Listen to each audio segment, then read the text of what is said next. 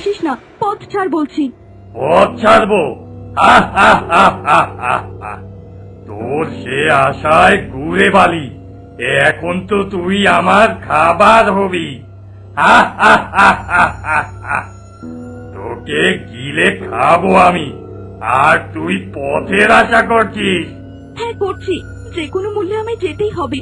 পথ ছাড়, আমি জীবন সঞ্জীবনী বৃক্ষের সন্ধানে চলেছি, আমাকে কোনোভাবেই আটকাতে পারবি না। জীবন সঞ্জীবিনী? সে তো শুধু রূপ কথা। তুই নিজের জীবন হারাতে এসেছিস, আমার ক্ষুধা মেটাবো তোকে দিয়ে। না, আমি হার মানবো না। আমার ভালোবাসা আমাকে শক্তি দেবে, আজ কোনো শক্তি আমাকে থামাতে পারবে না।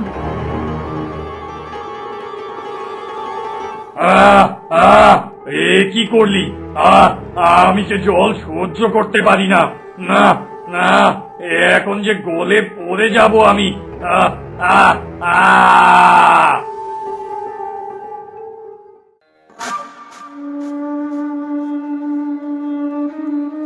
কেউ যেন দেখতে না পায়।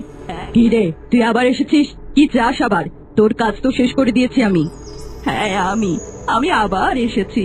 অপরাধ ক্ষমা করবেন সন্ন্যাসিনী কুসুমিকা। আসলে ওই অলক্ষিতা মরাটা নিয়ে চলে গেল, যাবার সময় বলে গেল। এ কি, আপনি হাসছেন কেন? হাসছি কারণ আমি যাকে মেরেছি তাকে বাঁচাবে এই সামান্য মেয়েটা। এত আস্পর্ধা, এ অসম্ভব। কিন্তু ওই মেয়েটা বড়ই অহংকার করে বলেছে, তার চোখে আমি জিদ দেখেছি। সে কোনো সাধারণ মেয়ে নয়।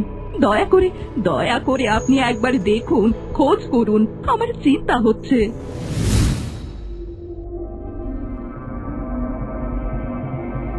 কোথায় চললি মানবী? এই পাহাড় আমাদের রাজ্য, আমাদের অনুমতি ছাড়া কেউই চূড়ায় যেতে। তোর এত সাহস আমার সাথে পাঙ্গা? আমার বিষে ভরা মুখ মানবী, একবার ছোবল মারলে শেষ হয়ে যাবি। আমি জানি, কিন্তু আমার কাছে হারাবার কিছুই নেই। আমার ভালোবাসাই আমার শক্তি, আমি শেষ অবধি লড়ে যাব।